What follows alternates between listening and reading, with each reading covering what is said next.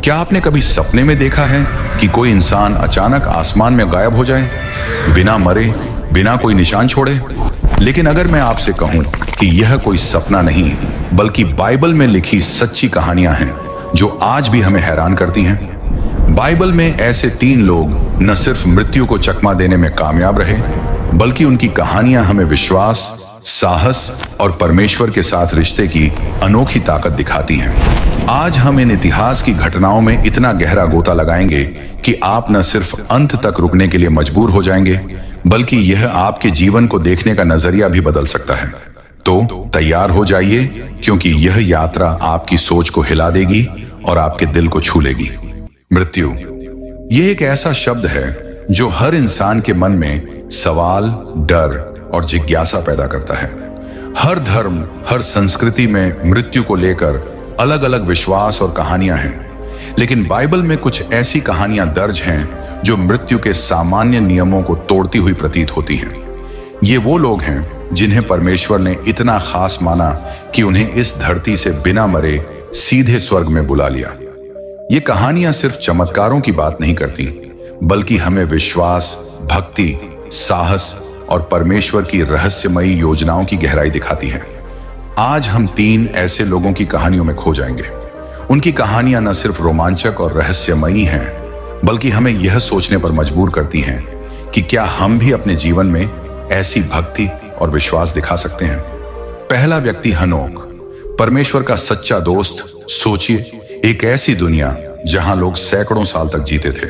उस समय कोई उम्र की सीमा नहीं थी, जैसा कि बाद में बाइबल में लिखा गया कि मनुष्य की आयु 120 साल होगी।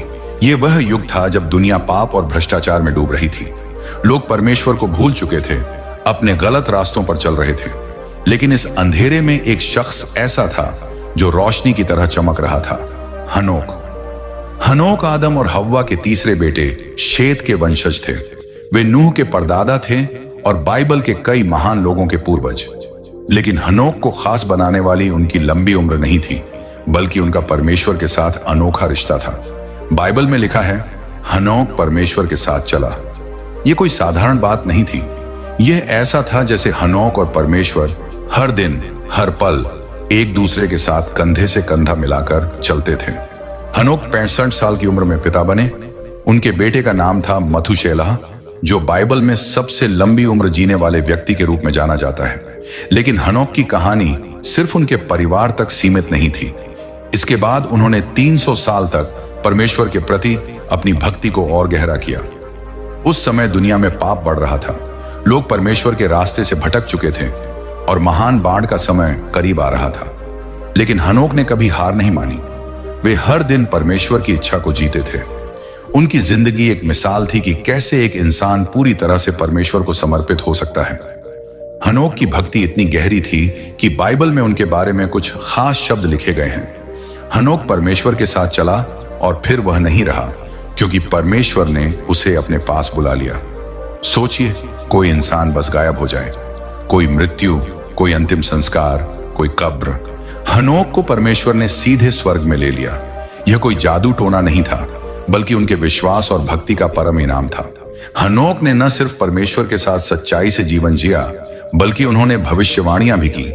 यहूदा की किताब में लिखा है कि हनोक ने यीशु मसीह के आने की भविष्यवाणी की थी। उनकी आवाज उस समय के अंधेरे में एक रोशनी थी जो लोगों को सही रास्ते की ओर बुला रही थी। हनोक की कहानी हमें एक गहरा सवाल पूछने पर मजबूर करती है। क्या हम भी अपने जीवन में इतना गहरा विश्वास और भक्ति दिखा सकते हैं?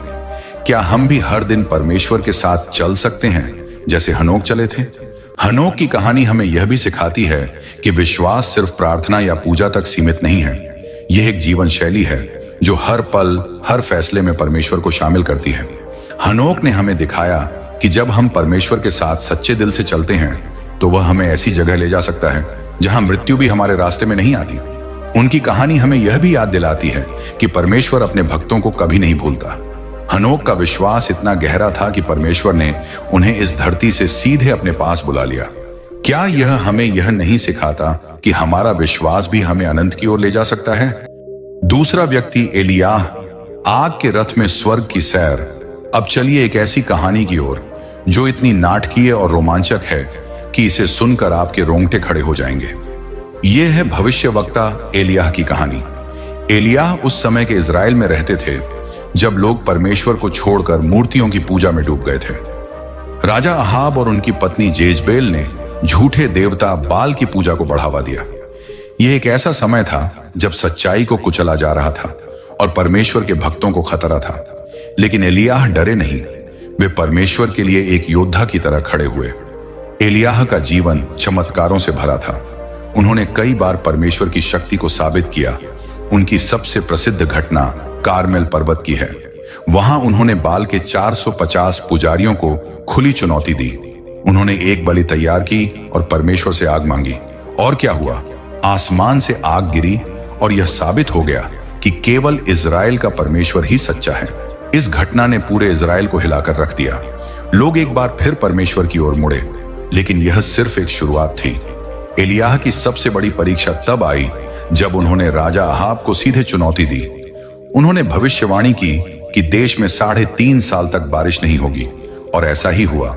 सूखा पड़ा, भुखमरी फैली और लोग परेशान हो गए। इस दौरान जेजबेल ने एलियाह को मारने की धमकी दी।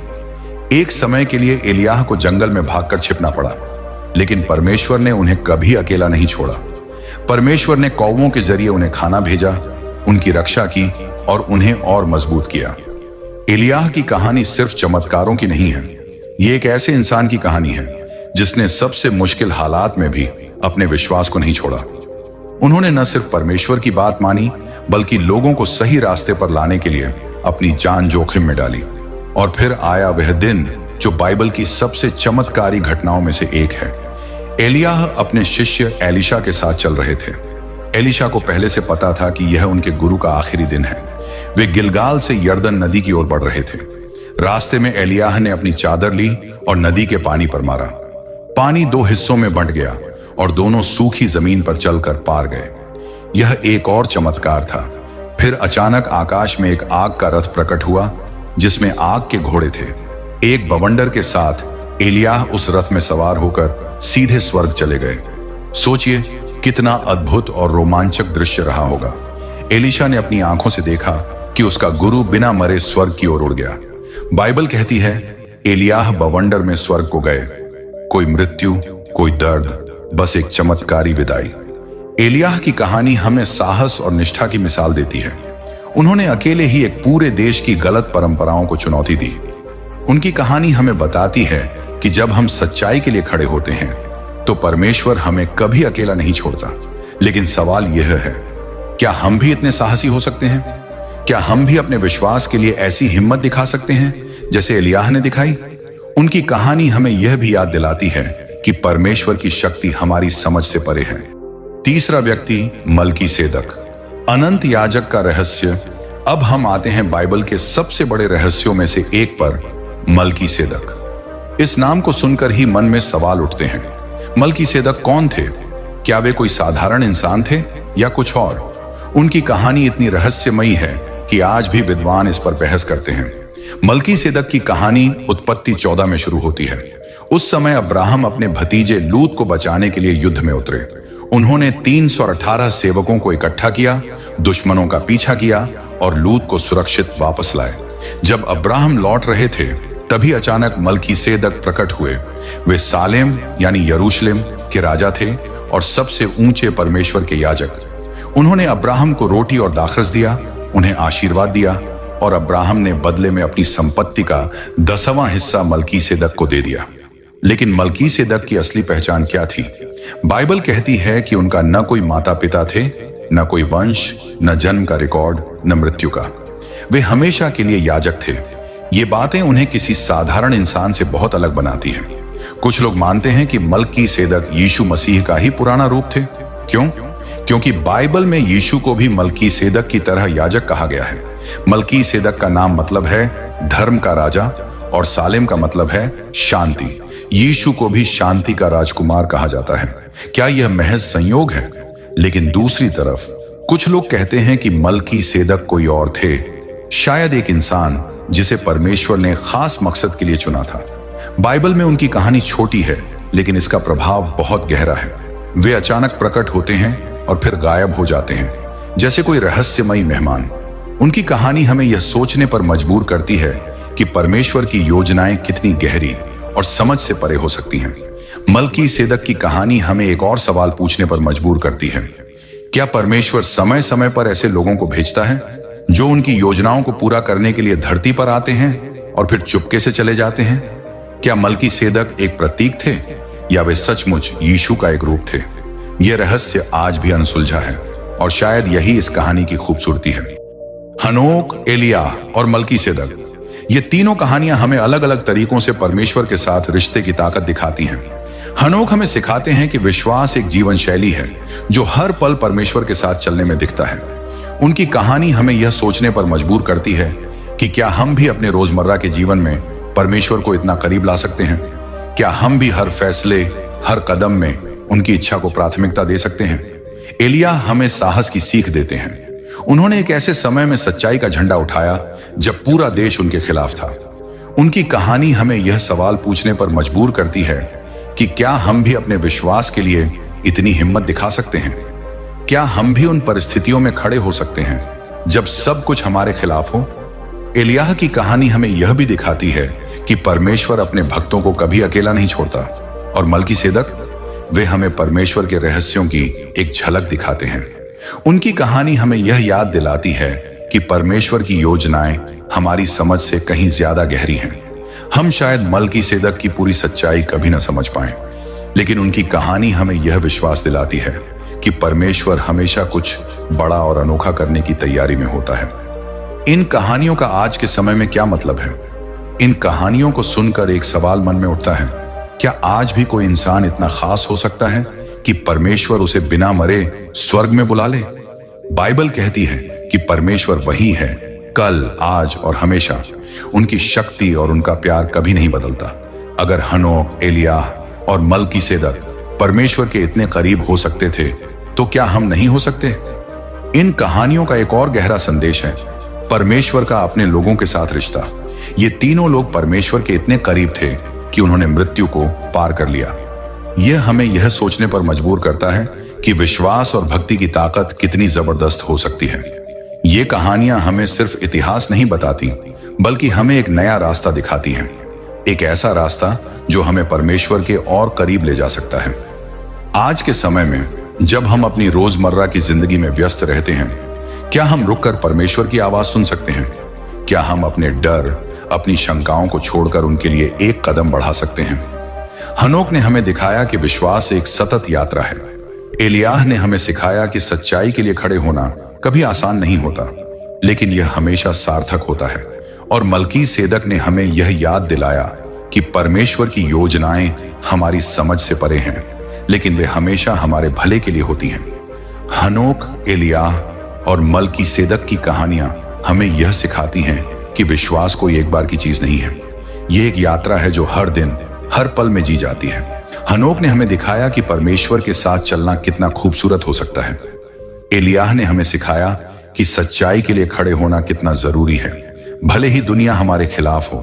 और मलकीसेदक ने हमें यह याद दिलाया कि परमेश्वर की योजनाएं हमारी समझ से परे हैं, लेकिन वे हमेशा हमारे भले के लिए होती हैं।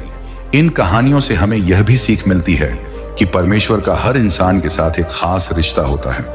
हनोक का विश्वास, एलियाह का साहस और मलकीसेदक का रहस्य, ये सब हमें यह बताते हैं कि परमेश्वर हमें अपने पास बुलाता है, बशर्ते हम उसकी आवाज सुने। क्या हम अपने व्यस्त जीवन में रुककर उस आवाज को सुन सकते हैं?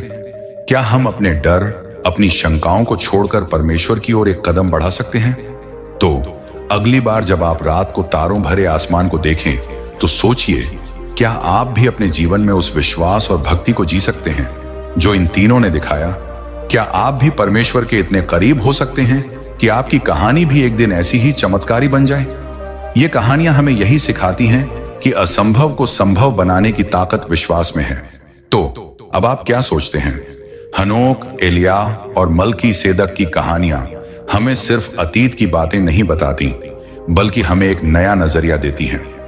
वे हमें यह सिखाती हैं कि विश्वास, साहस और भक्ति हमें परमेश्वर के इतने करीब ले जा सकती है कि मृत्यु भी हमारे रास्ते में ना आए। अगर यह कहानी आपको छू गई है तो इसे अपने दोस्तों और परिवार के साथ शेयर करें और हमें बताएं इन तीनों कहानियों में से कौन सी ने आपको सबसे ज्यादा प्रेरित किया। आप हमें कमेंट जरूर बताएं। आप सभी को जय मसीह की